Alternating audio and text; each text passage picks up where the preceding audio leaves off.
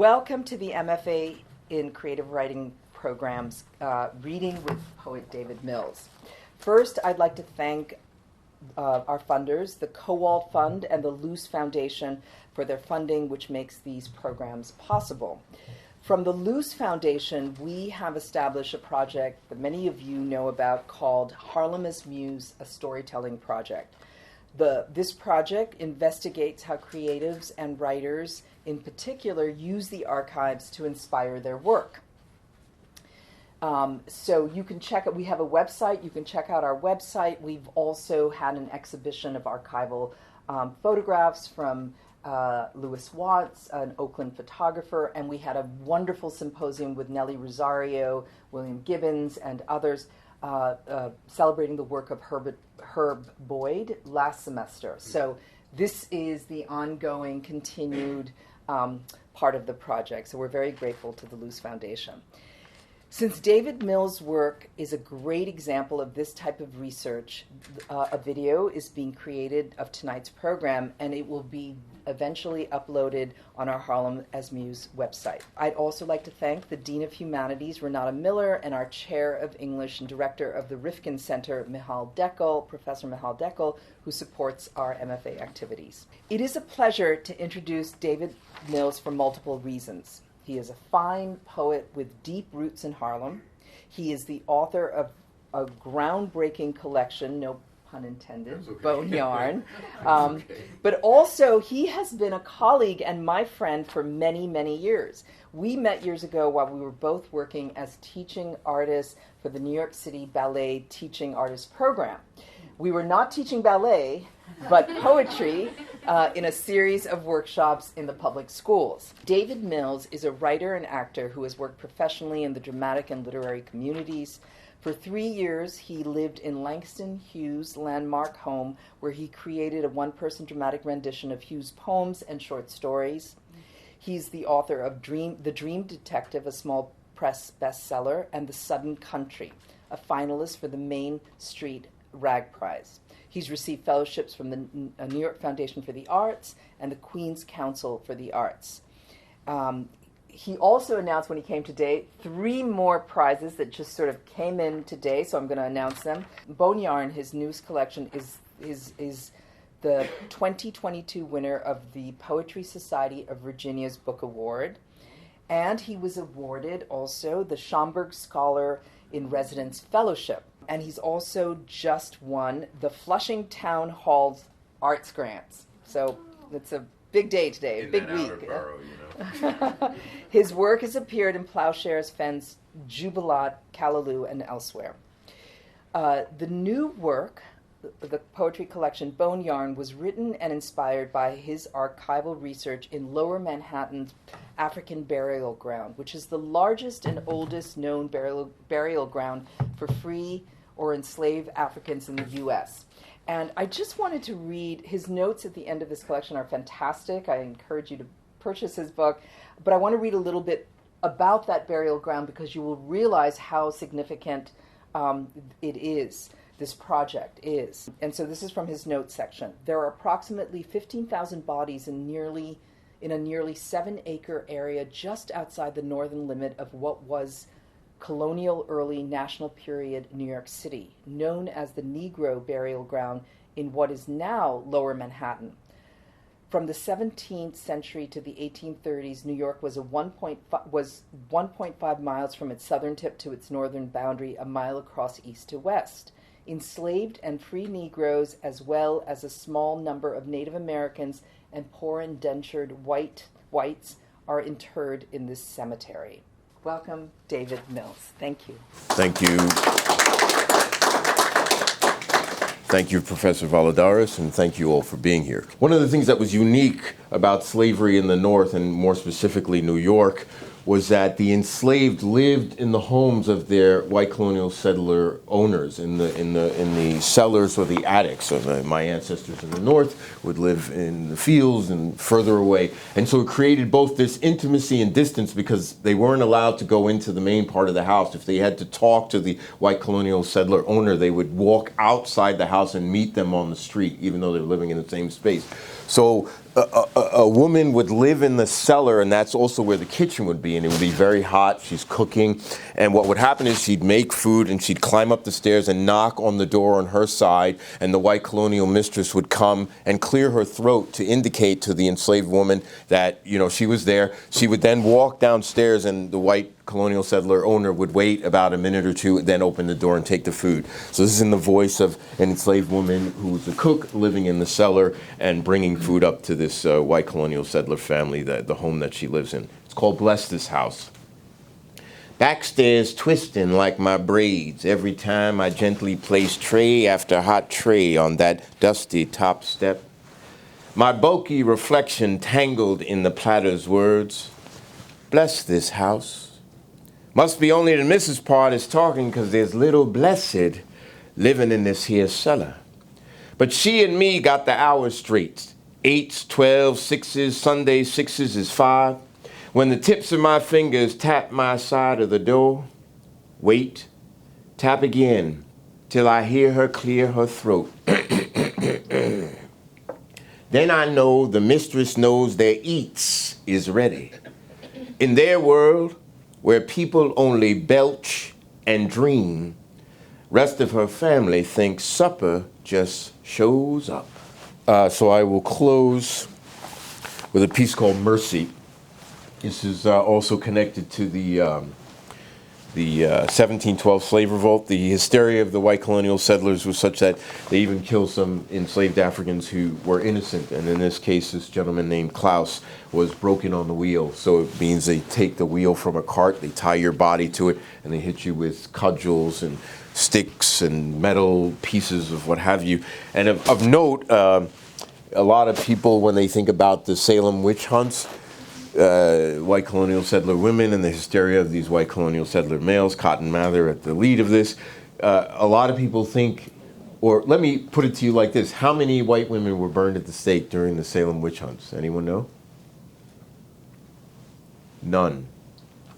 But I think a lot of people think that they were because there were white women burned in England for allegedly being witches, and being a witch is not necessarily a bad thing if you have some sense of being a Wiccan and a pagan, but within the, you know, the context of the Judeo-Christian tradition, they saw this as devil work. But none were burned at the stake here, but there were enslaved Africans who were burned at the stake in 1712 and 1741. Why don't we hear these stories? So when we talk about critical race theory, which is a legal term anyway, has nothing to do with learning and book banning, it's absurd. All we're saying is just tell the whole story. So this is called Mercy. Kip was a street in lower Manhattan that is no longer there. Peck, I'm playing with that, I don't mind a pun, is a large amount of something as a noun, but then peck as a verb, you know, is like a small tapping. So they're both in here. And there's an epigraph from Thomas Jefferson's Notes on Virginia. Indeed, I tremble for my country when I reflect that God is just. Thomas Jefferson. Mercy. Along the city's jawline, by the wharf where a peck of slaves were auctioned, Klaus might have heard tell how Robin sunk a penny knife into the conch below his owner's shoulder. Now barefoot, he is stripped to the waist, spread eagle, bound to a wagon wheel, spokes versed in grass and its green obedience, mud's scorched metamorphosis, the way snow delivers news piecemeal from the heavens. Limbs stretched, slowly rotated on that wheel, Klaus absorbs the dust, the turns, the deliveries, each journey's leg and arm. Executioners seldom traffic in compassion. This one punishes Klaus bottom up. First, a sledgehammer rains on his shins. Jesus, have mercy, he screams and rotates until they snap between gaps of the wheel. A wooden cudgel sinks to his kneecaps. He howls, rotates till they shatter.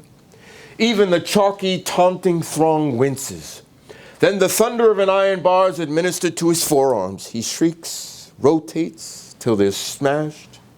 The elbows, the chest, the endless bone cracking caught a quarter of a mile off until, against God's own architecture, each limb dips like a fractured hammock. On the commons between Broadway and Kip, the wheel is nailed high on a pole. sparrowhawks peck at his broken body. For 4 days, for likely only having offered Robin a penny knife or shelter in the wee hours of an April morning, he is bloody, billowing, laundry, only death has the stomach to dry.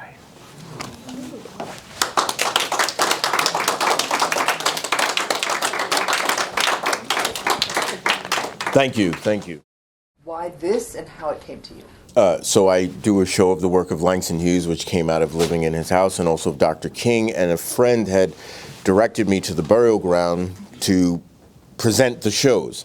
And I think after the third time, and there's a museum, by the way, 290 Broadway, and there's also a kind of memorial outside where there are 7 mounds and 419 bodies. If you want to go down there, it's free. And so I started just sort of scribbling some notes or poems as I was after the third show, and then I said, maybe I'll like apply to like write some more poems. So that's the beginnings of it, going down there. How many years ago was that? It was 2016 when I got the grant, and I had probably been doing some shows there and some poetry workshops for about 2 years before that. You're not consistently, like maybe 2 presentations or 3 a year. So into that second year was when I first started scribbling some thoughts. And talk about the research itself, because it must have been, I mean, just even the little bits that you gave us, I could see, and I as well was cringing just to hear the kind of facts and the details. Sure. What was that process like? And maybe even, did you go to the Schomburg Center? Where did you find these collections? How did you uncover? Because like you also said, we didn't know about the burnings. At the stake of African American slaves. So, Amazon is part of it, and it's true, but also so I just said, hey, let me find some books that are about slavery in New York City, and there really were only like 6 books. So there were 6 sort of foundational books, and then I did go to the Schomburg. There are these 2 tomes, and when I was saying sort of these antiseptic things, Howard University took over the archaeological dig because this was a sacrilegious event that sort of led to the rediscovery of the burial ground. The GSA, which is the General Services Administration, it's a federal organization. They were building, and it is still there. I still consider it sacrilege. There's a federal building on top of many of my ancestors' bodies, but they were going to build it over 3 or 4 blocks, cover most of the cemetery, and they knew the bodies were there. And there are laws, certainly nationally, and I believe even state and city, where if you have to survey to look to see if there are cemeteries. They knew it was there, and they were trying to go forward without telling anyone. So Howard took over, and I'm sure some symbolism there. Howard University is a predominantly black college, HBCU, and they put together these 2 massive and very antiseptic books, detailing things that happened to the bones, meaning in life that there were incredible stressors, like how I read about the woman working in the cellar. There was separation of muscle from bone from doing that kind of work. And one of the other false narratives around, or even if someone happens to know about slavery in the North, it's like, it wasn't as bad.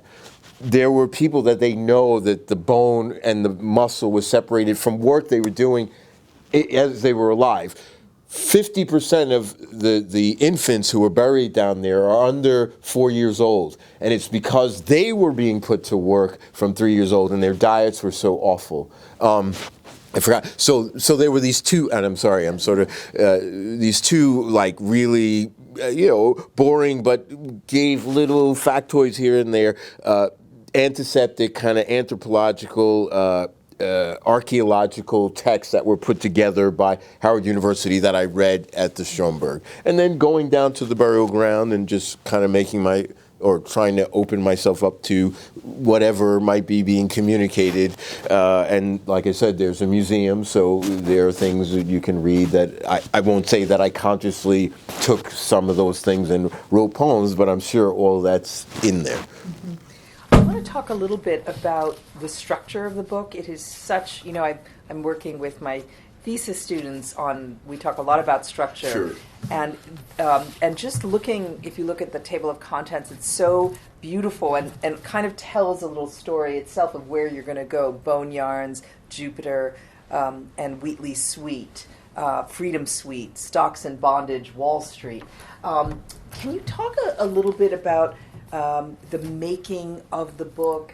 Because there are persona poems, there Sure. are very innovative, beautiful poems that you read where the bones are questioned, and that's Sure. a whole series. There are persona poems from points of view of characters I'm imagining that you imagined. And then also, like the first poem you read, professions that you're... Right. There are, like I said, there's the one name, Joseph Castens, but there were stories, and I like to kind of frame it like this. Imagine you have a friend or a relative who, for whatever reason, they go and live wherever, and I'm not casting aspersions at Spain, but like maybe they grew up in Iowa, and for some reason they go live in Spain for 30 years, don't remain in contact with family, and die over there. Maybe they're buried in an unmarked grave. So there were names of people who were enslaved that I came across in the anecdotes, but then when you go to the cemetery, there are no headstones, there are no birth and death dates. So it's not as if there weren't, anecdotes about people that I did bring in. And one of the other things, this hip hop artist KRS-One, he had this really prescient comment. He said, the notion is, as a person of color, as an African American, is that your history started when you arrived on these shores, and it ends at the end of the barrel of a gun. And he's like, you need to dig further. And there are poems in here about sailors, enslaved African sailors who went all the way, I call Europe Western Asia, there's no division of the landmass, right? And came back, but there were West Africans who were noted sailors. You don't get a sense that they brought anything because of the way the educational system is, right? In South Carolina with the Gullah, the white colonial settlers discovered that there were these peoples who lived in Senegal who were good rice cultivators. So they started actively abducting them. So there were trades that were brought here, that the Africans had. So this also kind of comes in, but the organizing came later. I was just writing. I mean, the talking to the bone poems. Yeah, I could see that. This is probably going to be a section. But I wrote all these poems, and then I said, okay, what's in conversation with what, and how am I thinking? And I mean, I didn't read any of them, but there's a suite to Jupiter Hammond and Phyllis Wheatley. And Jupiter Hammond, if any of you have heard of him, he was the first Negro to publish a poem, and maybe the first to publish anything. And he was enslaved on Long Island in Oyster Bay. So I kind of felt like, as a poet, and because it's somewhat close, I wanted to bring him in. And Phyllis Wheatley is the first Negro enslaved individual to publish a book of poems, certainly, and likely a book in any genre by a person of color. And Hammond wrote a poem, it's called An Address to Phyllis Wheatley. He was criticizing her Christianity, which I find incredibly ironic because he didn't write any poems criticizing the white people who owned him, who consider themselves Christians too. So he writes this piece to her. So I felt like, okay, even though Wheatley was enslaved in Boston and Massachusetts, I said, even though she wasn't enslaved in New York, because of this conversation with Hammond, and out of respect for her being the beginnings of writing of my people in this country as a full-length collection, I felt like, okay, let me bring her in as well, and then make this suite, or this section on them. And she actually, the book wasn't published initially in the United States. A white English woman, Countess Selina Hastings, I believe, I can tell you. She lived in London, and she underwrote the publishing of the book in London, and then Wheatley came back and was selling them stateside. And Wheatley was writing in iambic pentameter when she was 13 or 14 years old. Selina Hastings, I had it right. Yeah, this is the Countess.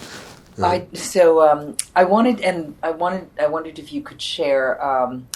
Because I really thought a lot as I was reading through it about the spirits and the sacrilege. And I remember there were protests when that federal building, when they wanted to build. In 1992, David exactly. Dinkins, first mayor. I mean, that was wonderful. You spoke about the dreams and hearing these lines, but I wondered about your experiences, or if there are other stories that you can share with us about the writing of the book, because it is it feels like this kind of work. There must be so much that has to go into it, and definitely you're opening up a dialogue, not just for us, the reader, but also in the process of making the work. Sure. So, I mean, there was a lot of, like, kind of how you were saying with details. I mean, there's a piece I didn't read where I didn't know this, like, when you have a lantern, like in the 18th century, I just assume, what do you assume the panes of the lantern are made out of? Like, if you're holding a lantern and it's like 1790 glass, right? You see a movie, the light's going through. It was made out of the shaved bones of animals. So they shaved that down so thin. I mean, that's not specific about slavery, but like I came across that and it was like, I got to bring this in. Do you know what I mean? So there was a lot of like, with all this reading, like how do I also really try my hardest to bring in that 18th century in detail, even if a person doesn't like know what they're reading or that level of detail. They might just see there's a line where he says something about shaved bone, but really trying to find those levels of specificity beyond even, the horror and the systemic oppression, trying to capture the 18th century or colonial New York 18th century. So there's a lot of going back and forth with like writing the poems and then looking back at books and things I marked and like, okay, like can I sort of find a way to tweak this to, open this up a little bit more? And like, I didn't read it, but I mentioned the book with Jill Lepore. It's a whole book on this revolt, and it was like, I was so moved, I was like, I need to write a poem about this, but this book is like 300 pages, how do I do it? So there were 10 fires that happened over a 3-week period, and there was an Irish gentleman, John Hewson, and an enslaved gentleman named Caesar, who were blamed for these fires, right? The likelihood is they had nothing to do with it, or maybe one of them, right? One of the fires. So what I did, they hung them, both of them, and then they hung them again as a kind of like warning to the enslaved, right? They were dead, and then they hung them again, and their bodies were like putrefying and dripping. And New York had a pond down in Lower Manhattan, like in the center of it back then. So what I did was as a frame for that poem, I used different parts of their body to represent each fire. You're priming the pump, and I mean, when you're working on a book that's over 100 pages, I think it becomes like an intimate affair, So like things are, it's a dialectic with the mind, with the spirit, with your body also. If you dig what I'm saying, you're all in, and so then things start kind of percolating and coming to you, because this wasn't like a conscious thing. I was really like, how do I condense this 300-page masterpiece into one poem? So It anyway, feels like impossible. yeah. But So you did it. hopefully, It's beautiful. hopefully. Good. Well, I might think of other questions, but let's open it up now to any of you, the audience. Don't be scared. I stood up there for a while. You mentioned kind of wrestling in the process of this, dreams of maybe folks before you that you may have felt obligated to tell their story or things of that nature, or people talk, that you talked to your mentor about in working with this. Kind of two questions with that. One being, did it ever feel too much in writing that? And if so, how did you kind of push past in getting that as you research more? So when you say that, what was that you're saying might have felt too much? You use the term "my ancestors," Right? And feeling that you in a connection to that. The more you unpack and researching things about, maybe you might have known New York and not telling the full story, and you're kind of finding out parts of that story. In unpacking more of that knowledge base, did that ever feel overwhelming as a better? Okay, so what's interesting is that same kind of, like I'm saying, the relational thing. I'm interested in history and maybe the intimacy of horror. So in the researching and the writing, there were the moments of like, my God, like Caesar and Houston hanging again. It struck me, but the kind of emotional, if you would, breaking down, and I didn't even expect this, was when I was first reading some of the poems publicly. There's one called Assignment. There was these Columbia University medical students who grave robbed and took bodies of the ancestors out and used them for anatomy class. Like every time I would come towards the end of that poem, I would tear up. And even that poem that I told you where the lines came to me, what we leave the earth, when we leave the earth, early, first 10 or 11 readings, I would get to that and get knotted up. So it was more in the reading early on relative to kind of the researching and the writing. And I don't know if that's saying anything negative about me, because it's not as if it wasn't impacting me, but maybe like when I'm in that kind of seizure, like they say you can't write about war kind of in the midst of war, maybe like that emotional thing, I felt this kind of obligation to do them justice. So, in those moments. A beautiful question. Well, it's such hard work. It's such hard emotional work, and we can feel it as the audience. We appreciate it so much. I think you've given us such a service. I did remember my last question that I wanted to ask was,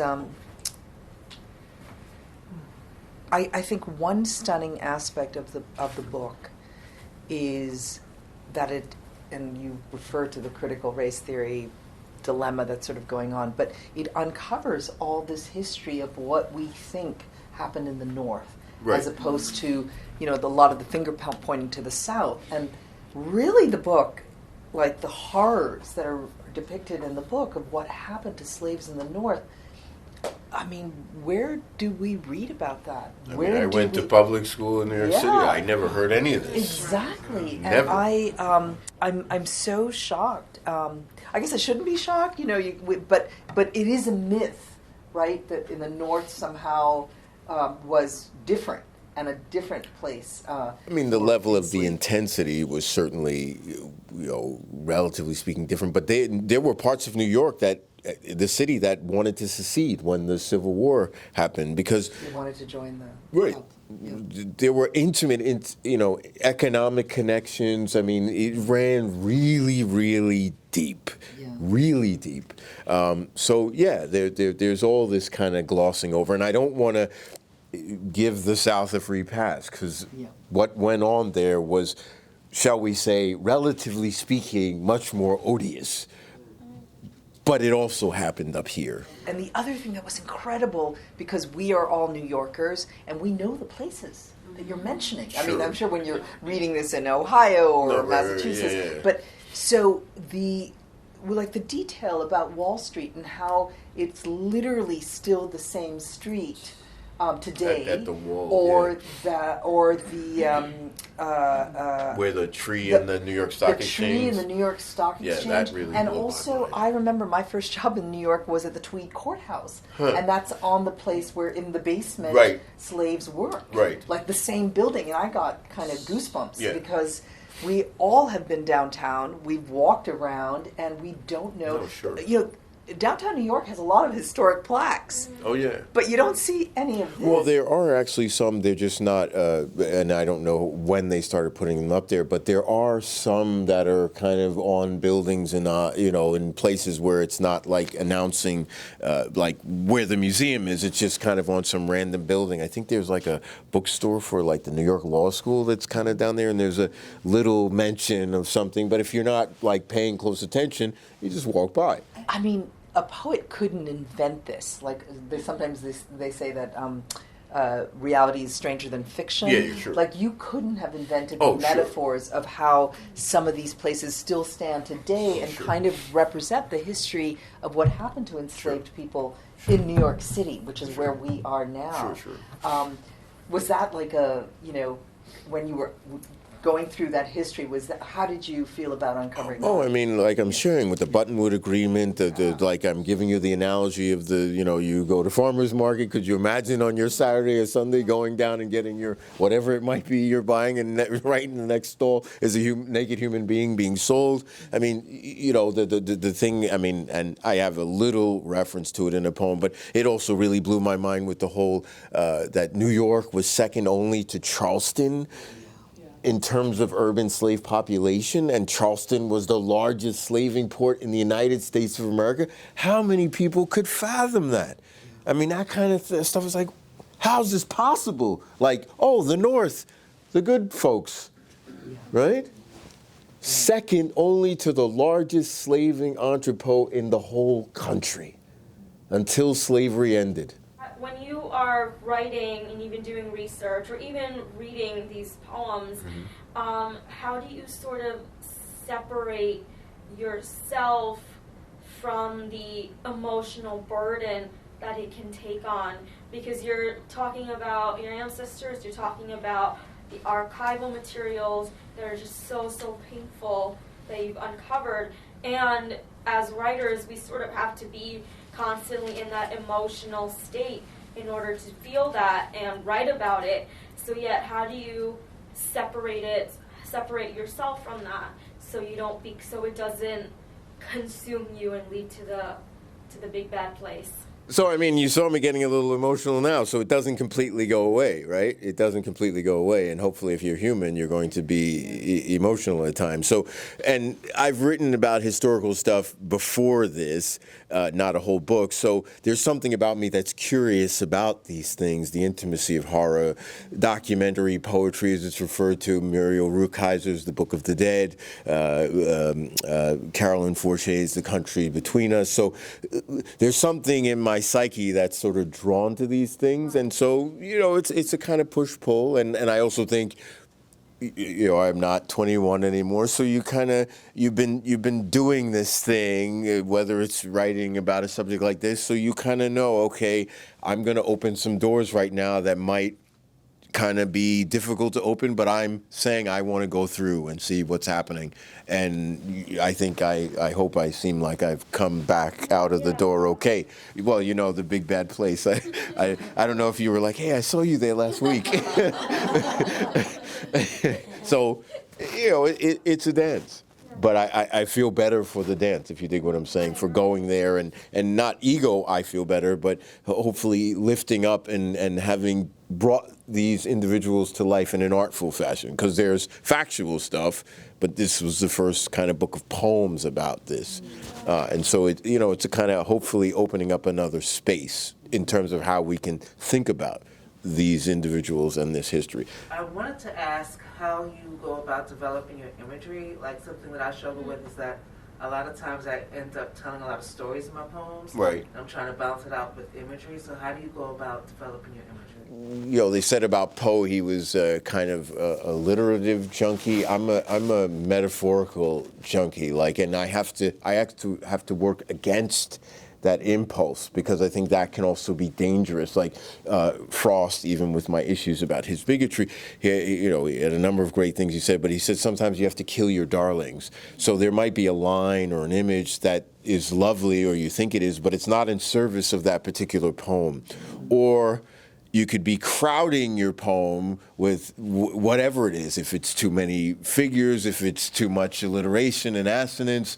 Like I literally hear that as, first of all, language is like music for me at this point in my life. So I used to love alliteration. I hear that as dissonant if I have too much in a poem, or if they're too close to each other. Like I will intentionally look back and say, okay, if they're within 2 syllables of each other, I'll try to space it out like 5 syllables if I still feel like I want to have that alliterative, or I try to go to assonance because it's a softer kind of chime, a softer music, but it's still creating music. So I have to kind of work against what you're saying, so maybe I'm not the best person to give you advice about giving image and I would say you could almost think of any writing, but a poem is like a map, right? So maybe you sort of look in the same way I'm saying, like, oh, okay, if there's alliteration and it's like two, one word next to the other. I try to space it out. Maybe look like, okay, this poem is 40 lines long, and this is kind of antiseptic because I also believe in being available to what's coming to you. I don't, not all of this is like, chisel, chisel, chisel, like what we leave the earth, when we leave the earth is not ours to say. That came in the dream state. There are other images that it wasn't like I was working consciously, because I think when you're kind of priming, there are things that are going on that subconscious level that bubble up and come through, right? And both Amiri Baraka and Allen Ginsberg, well, Baraka specifically said, you should write when idea, incident, and emotion are at a pitch. And then Ginsberg and Baraka said, first thought, I forget exactly the phrase, but, just kind of writing down first word, first thought kind of thing. First thought, best thought. Right. Something like that. Yeah. Which, one, I don't always adhere to, and two, I know is certainly not true with Baraka. He revised, but he'd like to make you think. But and I'm not saying there weren't poems that did come as seizures, because I have them. If you write enough, hopefully you have pieces. But I'm trying to remember my thought. Oh, what that idea of right when idea, emotion, and I forgot how I said. Incident, idea, and emotion are at a pitch. What I take away from that is sometimes there are things that are going on in those moments that are more automatic. And he said if you don't write at that time, you lose some of that. And I agree, like looking back, there are times I could be on the subway and I got 2 bags and something's there and it's like, but then I'll go back and work on that. But he said sometimes when you wait to write from a kind of emotional distance, there are things that could be going on in that imaginative process that are lost. First of all, thank you for your reading. Oh, thank you. This is an amazing perspective, and I really appreciate how necessary it is and how you brought it forth. Thank you. So my question is, you had an end date in your opening of 1712. 1712 to 1795. Right. Mm-hmm. So I'm curious about after 1795. Are you considering a companion book of poetry to this one? Well, from that time period? So I'm actually reading at Amherst College tomorrow, and I have a chapbook of poems about slavery in Massachusetts. I got a grant to be at the American Antiquarian Society, so I have about 30 pages of poetry about slavery in Massachusetts. But even with New York, I was reading stuff that took me beyond 1795. And it's interesting you bring that up because that's the official dates. They believe there were enslaved people burying their ancestors prior to 1712 and then after. And one of the reasons why they believe the cemetery opened, in quotation marks, is because I'm sure many of you are familiar with Trinity Church, Lower Manhattan, historic space. So white colonial settlers, that was one of their churches. They allowed enslaved and free Negroes to worship there, right? But when they opened the cemetery, which was about 4 or 5 years after the church had opened, they would not allow the enslaved or free to bury their loved ones there. And so this is one of the major reasons they believe the Negro or African burial ground was open. And again, this is right outside what would have been the northern tip of New York, Chambers Street, right? There were burials likely after 1795, and certainly there are things I've read about because, as I said, slavery didn't end in New York till 1830, and even that's fuzzy. So there's slippage, and I read about stuff that goes beyond 1795 for sure. Okay, we'll take one more question. So when you were creating this book, how did you decide which poems you wanted to be in there and which ones you took out? In the organizing, it's conscious, but in the writing, I'm writing and I'm just being available, and then I say, okay, does this seem to be going somewhere? Sometimes a poem is failing, right? And quite honestly, and I stand by the book, but there are poems in here that, hey, maybe if I had another whatever, I might change this a little bit, or you know what I mean? It's like I like to draw the analogy. Say in the 70s, like you listen to an album, and I don't mean to be knocking any of you in terms of the times you're coming up in, but like you would listen to an album, and I would consider it a great album if it had 12 cuts and there were 7 good songs on there, right? Or 8 good songs. So that means 4 of them maybe are just okay, or maybe awful, right? But like, if you got 8 great songs, I'm good with that. I don't feel like I got robbed, right? So, you know, outside of my book, because each poem is its own universe, I tend to think like if a book, like about 40% of the poems are like really talking to me, I think that's a really good book, because it's hard. Art is hard. If you're going to really give yourself to something and kind of have something sing, you know what I mean? David, thank you. Yeah, no, thank you.